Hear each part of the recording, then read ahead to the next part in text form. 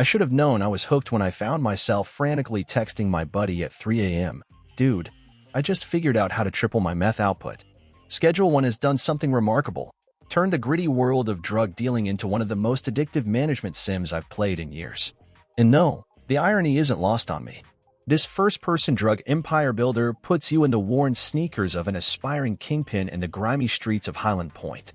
What starts with growing a few weed plants in a dingy motel room can grow into a sprawling network of production facilities, dealers, and front businesses. But don't mistake this for a GTA clone. Schedule 1 has more in common with cozy games than you'd expect, and that's precisely what makes it so fascinating. The moment you step into Highland Point, you're nobody, just another hustler with empty pockets and big dreams. The game doesn't waste time with hand-holding tutorials. Instead, it throws you into the deep end and says swim. Your first moves involve scraping together enough cash to rent a cheap room where you can start growing cannabis or cooking simple products. What's immediately striking is how hands-on everything feels. Want to grow weed? You'll need to plant the seeds, water them regularly, manage light cycles, and harvest at the right time. Cooking meth? Get ready to measure ingredients, control temperatures, and time your processes perfectly. These production mini-games are surprisingly engaging, striking that perfect balance between challenging and satisfying. But what really got me hooked was the expansion loop. My first big score came when I saved enough to rent a small garage where I could set up a more substantial operation.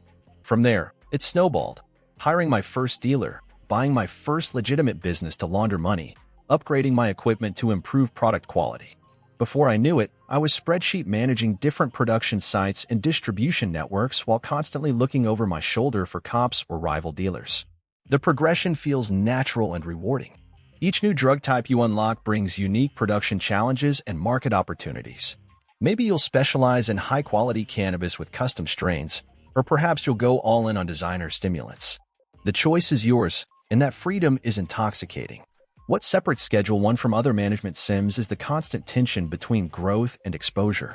Push too hard too fast, and you'll attract unwanted attention. But play it too safe, and your competitors will eat your lunch. My most memorable and heart-pounding moment came when I had just set up my first large-scale lab in an abandoned warehouse. I'd sunk nearly all my savings into equipment and raw materials. As I was finishing my first major batch, I heard sirens outside. I had seconds to decide: abandon everything and run, or try to finish the cook and risk getting caught. I chose to finish, barely escaping through a back window as police raided the front entrance. The adrenaline rush was real. The law enforcement system isn't just window dressing either. Police will set up checkpoints, patrol neighborhoods, and react to suspicious behavior. Your heat level rises based on how conspicuous your activities are. Sell too openly on street corners? Heat goes up.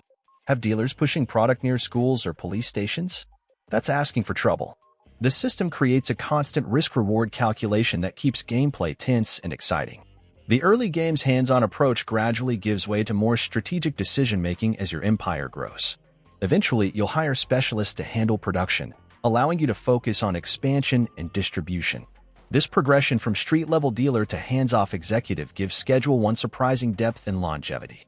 I'm currently about 30 hours in, and I've built up a modest empire with 3 production facilities, a network of 8 dealers, and 2 legitimate businesses, a laundromat and a nightclub, that help clean my dirty money. My day-to-day has evolved from personally cooking drugs to managing supply chains, negotiating with suppliers, and expanding territory. The co-op feature deserves special mention. Playing with a friend transforms the experience, allowing you to divide responsibilities and grow your empire more efficiently. My buddy handled production while I focused on distribution and territory expansion. This created hilarious moments, like when he accidentally blew up our meth lab while I was in the middle of a high-stakes deal across town. I nearly had a heart attack when he called to tell me our main production facility was literally on fire. Let's get real, Schedule 1 is still in early access, and it shows. While the core gameplay loop is incredibly satisfying, there are rough edges that need polishing. On the plus side, the stylized visuals give the game a unique personality that helps soften the mature subject matter. The cartoonish character designs and exaggerated animations lend a satirical tone that prevents things from feeling too dark or exploitative. The city of Highland Point feels alive, with distinct neighborhoods and a day-night cycle that affects how you should operate. The sound design deserves special praise. The subtle background music shifts based on tension levels, ramping up during police chases and mellowing during production sequences. The satisfying cha-ching when completing a sale never gets old. However, not everything is perfect in drug dealer paradise. I've encountered several bugs, including dealers occasionally freezing in place, vehicles sometimes getting stuck in the environment, and rare crashes during save operations. The developer has been impressively responsive, releasing frequent patches. There were 3 in the first week alone, but expect some jank while the game continues development. The current content also has clear limitations. With 3 main drug types available and a somewhat limited city to explore, you might start to feel the gameplay loop becoming repetitive after 40 to 50 hours. The lack of a proper endgame is noticeable. Once you've built a successful operation, there's not much left to strive for beyond accumulating more cash. That said, the developer's roadmap is ambitious, promising new drug types, expanded territories, rival cartels, and more business options in the coming months. If they deliver on these promises, Schedule 1 could evolve from a great game into something truly special. What surprised me most about Schedule 1 is the attention to detail in its systems. Drug quality isn't just a simple stat. It's determined by your ingredients, equipment quality, and process precision. Different neighborhoods have different customer preferences. Time of day affects both sales potential and police activity. Even the city itself feels thoughtfully designed, with poorer areas offering safer dealing spots but lower prices, while upscale districts provide bigger profits alongside greater risk. Finding the perfect balance between risk and reward becomes an engaging puzzle. The naming system for drug variants is hilariously random, combining words to create absurd product names like Crystal Dreams or Euphoria Blast.